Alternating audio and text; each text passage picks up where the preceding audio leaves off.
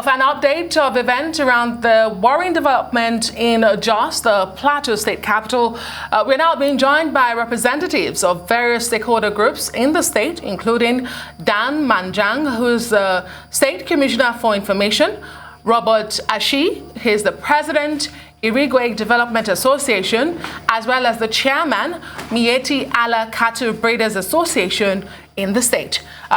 He's Nuru Mohammed. Welcome, gentlemen, to the program. But let me begin with Commissioner for Information in the state. What more information can you provide us at this time as regards the situation in Jos, where you had that dastardly act taking place? Is there calm? Are the people any safer at this time? Do they feel any safer? Yes, well, as a matter of fact, I'm taking the opportunity. The situation in Jos right now, as I talk to you, is that there's normalcy, there's calm. The tension that hitherto existed is not there. That dimension, and as I speak to you right now, His Excellency and all the security chiefs and government officials are going around these areas to assess the situation and see for themselves.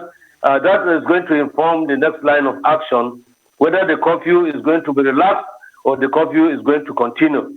But I have been around town myself before as an advanced party myself, and I've seen that people have obeyed the curfew. They've not defied it. There are no vehicular movements in these areas, and so we are impressed that the curfew has been able to help the situation. It served the purpose for which it was put.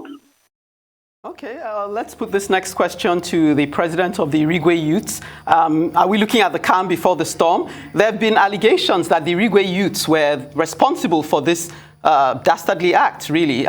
Do you accept culpability? Well, let me correct the name you have called. Is the president, Irigwe Development Association, not the youth. Okay, thank you. Well, I want to add that, that I cannot accept that it was the youth of Irigwe that were involved in this dastardly act, because the youth were mourning their dead. They were going to the village, not having anything in mind to harm anybody. People were sympathizing with us. So I do not want to accept any allegation accusing our boys to be responsible for that dastardly act. It is not true. Okay, let me bring this to... Okay, so let me ask the representatives of the Mieti Allah on the show today. What are your thoughts? What do you think is responsible for this latest attack? We do know that communal clashes are not new when it comes to Plateau State, but what do you think is responsible for this latest incident? Unfortunately, I do hear we've lost connection with him. Let me return to you here, Mr. Robert ASHI. What do you think is responsible? You've denied that the Irigwe youth are responsible here, although the accusing fingers point at them. And this is not the first time Irigwe youths or Irigwe development area is being accused of such acts. So what do you think is responsible for this? Why are we seeing this now? What happened? Well, I cannot tell you what happened because, as I have said much earlier, that we do not have any hand in this kind of act. So I cannot explain to you what happened. All I know is that that day, that 14th of August, last Saturday, was a day we have declared as our mourning day to bury our dead. And we did not have anything. All our attention was to move to the village and bury our dead and mourn. And that was it.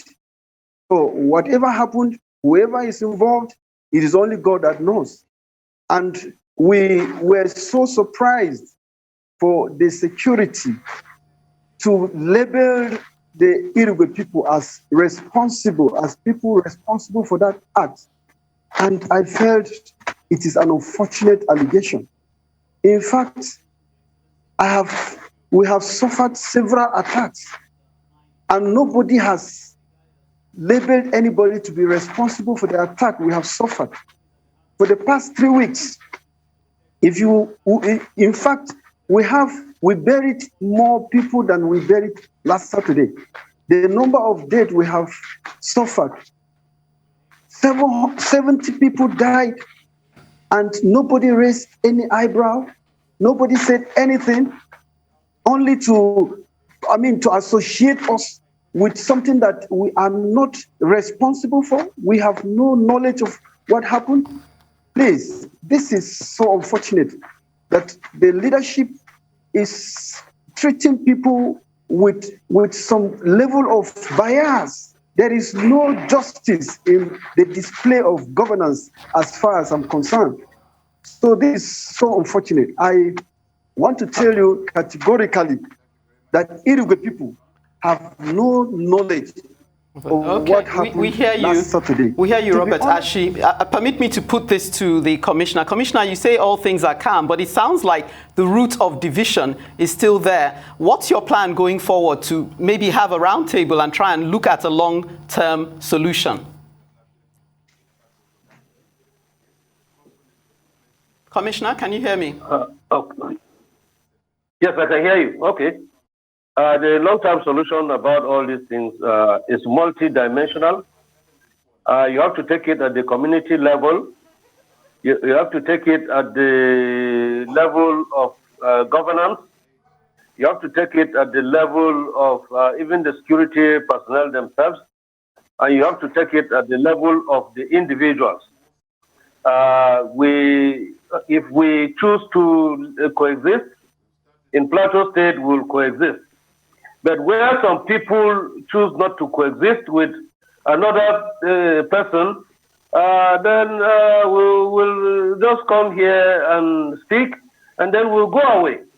With all sincerity, if we look at the antecedents of the past, this administration, since it came into being, we have enjoyed a tremendous amount of peace on the plateau.